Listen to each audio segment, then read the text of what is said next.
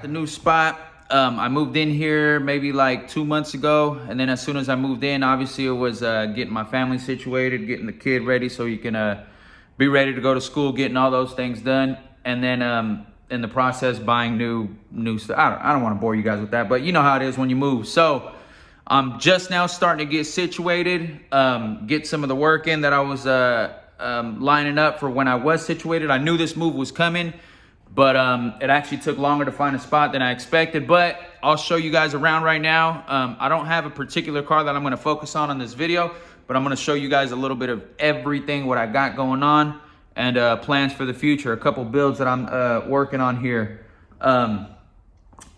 And that should be it, man.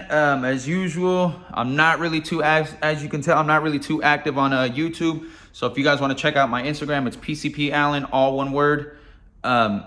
Send me a DM, man. Say what's up, whatever. Let me know you came from YouTube. And if there's anything in particular you guys want to see, something detailed or something more in depth, then let me know. But for now, I'll walk you guys around, show you guys some of the stuff I got going on. All right, so this is my 1990. It's all stock, 505 speed. I do daily it here and there, and then I'll stop driving it for a couple weeks, and then I'll daily drive it for like a month and whatever. It's pretty much stock. The exterior has 5-lug Cobra brakes. Exterior is pretty damn clean. It's all original. Exterior headlights and all that stuff are original. It's got shocks and struts, conies. It's got lowering springs, upper and lower control arms, all that nice stuff. And then the interior is what's really nice. It's got all redone interior. I just did a tune-up on it, new spark plugs, wires, cap and rotor and all that good stuff. It's got a new radiator, like a K&N style air filter on there. Runs pretty damn good. It's really fun to drive. Sometimes it's fun to just drive an original Fonz. So this car hasn't got a wash since sometime last year, maybe like 6 months ago. I haven't even drove it. I've turned it on, moved it and whatnot, but I haven't drove it. I drove it from her house over here. But again, I really don't want to drive the car until I really go through it. I want to redo like the brakes, rotors. It needs tires for the back. That's what those third gear burnouts will do. And I really want to go through it, redo a lot of the wiring, man. There's so many things that I've learned, and I really want to implement a lot of those new things that I do to this car, bless you, to this car here, because obviously it's a representation of my work. So there's a lot of things that this car has that other cars don't, because I've just changed the way I do things. But I mean, I still trust it to go anywhere. It's super dirty. Look at this thing. Really, really dirty. Like, yeah, bad. So I'm going to wire tuck all that, clean everything up, maybe get the engine bay done. I don't know. But for now, it's just sitting once I get around to it. These are true forged. I know they don't make them no more. They're like 17 by 5 or something in the front. You can still run a street tire, a 215/55. That way you don't have to spend all the money on a skinny. So you can still run a street tire on it. And in the rear is like a 16 by 10 or something like that. 10 and a half maybe, I'm not sure. But being that it's a 17 and a 16, they don't look like completely different tires. They still look good. It's made for Cobra brake setup, so they fit really well. I think they're called the Victory Drags, but correct me if I'm wrong. AJE with the stock A-arms and spring perches on the K-member. Same thing in the back, regular springs with, this car has, I think it's got just like some regular KYB shocks and struts. So again, it handles really well. Nothing too crazy, not really aggressive, but it feels really, really comfortable to drive. Gen 1, 18 air intake, long tubes obviously for the swap, and that's it. Pretty much that's it, yeah. Real simple, but a really fun car that you can actually drive every day. and it won't be annoying. It won't be obnoxiously loud. This is probably one of the quietest, actually the quietest one I've ever put together. So it's super, how would I say, real nonchalant, real relaxed car to drive. Like, it's not going to be something where you're going to be annoyed of driving it right away. There's those two. This one just came in today, which is what kind of prompted me to kind of do a little walk around of the place. I've been wanting to do it for a while, but like I said, I've been really busy just trying to catch up and family things, man. I'm only one human. But here is this 1990 GT. These are original OEM headlights too, by the way. See that? Original Ford headlights, man. They look really, really good still. 1990. It's original paint. I don't think he's the original owner, but I know it has not been like handed around and passed around and bought and sold a bunch of times. He takes really good care of his car. The interior is all pretty much stock. Let me see if I can show you guys underneath the hood. This car has something I wanted to show you guys. So, interior is pretty much all stock. It is. It's got a black center console, obviously not correct, but it looks good. This is also gonna get a Coyote Gen 2. Hanlon Motorsports built 3650, like a stage 3 with the 26 blind input, 31 output. And just a stock NA Gen 2 is what it's gonna get. He's planning on like cruising it along the coast. They're from, I believe, Long Beach, so he'll drive it to the beach. He'll drive it, you know, along the ocean or whatever, and, you know, kind of just enjoy it with his wife. Something they can both drive, and something not aggressive, not super loud, nothing super stiff. It'll handle well, but it'll also be really comfortable to drive, kind of like that one there. It's got one of these old school Paxton Superchargers, like the non-intercooled one. A self-contained supercharger for back then. I think this is from like,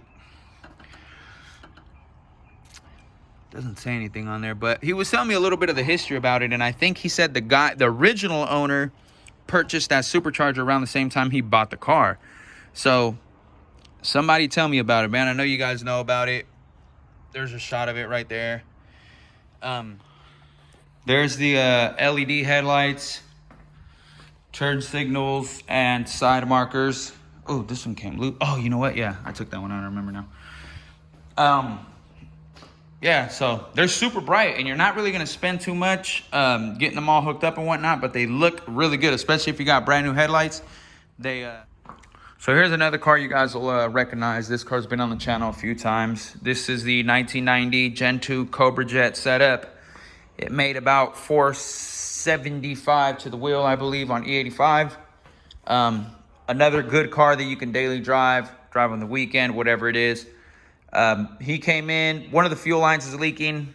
I think the main one, the actual fuel line is leaking, not like at the fitting or anything. So we got to fix that. I think he's having issues with the power steering as well. And then we're going to remove these CTS or ATS Cadillac Brembo brakes because he's having a hard time fitting the wheels. These were just temporary wheels. He's having a hard time fitting anything. Pretty much all the wheels he's had issues with it. 17s, I think you're going to need a big spacer. But this is an 18, and he's got quite a few spacers on there to get it to fit, or maybe one spacer to get it to fit. So he wants to put on, I think they're BC Fords, or they might be like Cosmos or something like that. He's had a few wheels. So we're going to get rid of those, put the Cobra brakes on here. That way he'll have an easier wheel selection. This car's got really clean interior. It's a really clean car. I like this one too. I really like the interior on this one. And the combo, white, black trim with the black interior, looks really good. You guys have seen this car before quite a few times. And if you haven't, scroll through my videos. There's quite a few videos on there of it. I had a Coyote for it already. Ended up taking that out, sold it. Then I did a budget build for it. I was in a whole swap, like $7 grand, everything done, like ready to go. Then I sold all that. And then I ended up buying a Gen 2 6R80 for it. Then I thought, why do I want another automatic? Sold that, got a Gen 2 manual T56 setup, and then sold that. Got a turbo 4-cylinder for it. I was gonna do that, bought the harness and everything for it, the standalone, and then ended up getting rid of that. Damn, I almost fell. Ended up getting rid of that, and now it's getting a Gen 2 with a 6R80. We're gonna kind of try to do it like on a budget. I'm gonna see what I can do to get the stock headers to fit with the 6R80, because that's where it gets kind of expensive, running a expensive K-member with expensive headers. To run the 6R80, that's where it gets kind of like, that's where most people opt to do the manual.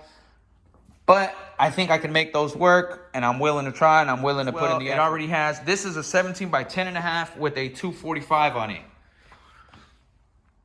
It's got new edge A-arms and new edge spindles. It doesn't poke out that much, but I think it looks good. Again, I'm going for something different. I like that bulge it's got. This is the 245 on a 10.5. I like the bulge a little bit. Don't get any funny ideas with that, but I like the way it looks. I don't like the way it looks in the rear. That's why I don't like. Obviously, the car's gonna be a lot lower. Maybe I'll put a little 1/4-inch spacer on there or something, but I'm not really digging how it looks in the rear. I might do a 275 instead. Torque arm, pan hard bar. It's probably one of the best handling convertibles I've ever drove, because of all the stuff that it has. It has at the time it didn't have the K. It had a stock K-member, coilovers in the front, springs in the back, but it's got the torque arm, pan hard bar, subframes. Now it'll have the Maxxum Motorsports K-member, Maxxum Motorsports coilovers, the steering shaft, all that stuff it's gonna have now. So it'll be handling even way better than it did before. And it's actually gonna have some power now. It actually never had the turbo setup. He had everything, but I convinced him before he installed it. It was just a bolt-on car. Now it'll have the Coyote, Gen 1 Coyote, but for what he wants to do with it, which is pretty much cruise with all of his little clown friends that drive Mustangs, that's all he wants to do is cruise around in it. So that's a perfect setup, man. If all you want is here to the end, that video I recorded it like 3 weeks ago or something like that. I just haven't had a chance to post it. This car came in, I had recently swapped it, but the throwout bearing probably within the first 1,000 miles started squeaking and making noise when you would have your foot off the clutch. And it had the Ford Racing brand one, but that's always been a common issue. Anytime I buy a clutch kit, I never use the one that comes in the box because they're kind of cheap. If you buy one from like O'Reilly's or AutoZone, they're like $15. But if you buy the national brand one, it's about $30 or something like that, at least in my area. And then the Ford Racing one is like $60. So that's the one I usually run. That's the one I ran on here. It didn't last long before it started making noise. So that's what I'm doing with this one.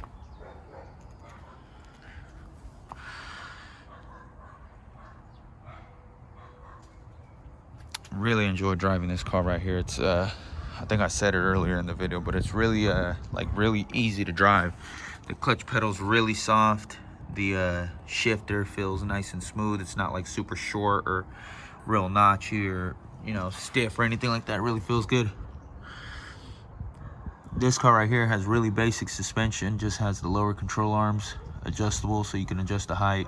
Subframe connectors. I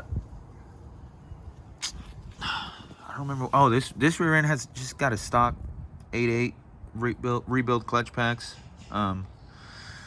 Stock axles, 3-inch tailpipes, 3-inch X V-bands, BBKs, stiflers, T56. This is like an old school T56 replacement that they made back in the day. They don't make them anymore. So it's got a 31 spline output shaft and then the 10 spline input. So it's not the 27 like the OEMs, but it's not a Magnum. I think it was like I ran the tag number.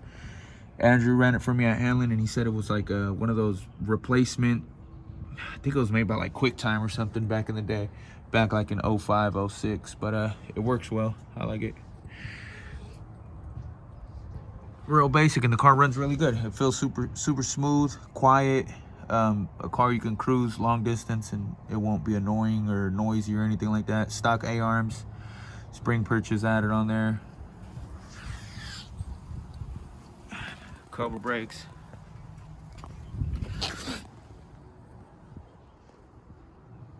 I think those are Contour fans. There it is. All right, guys.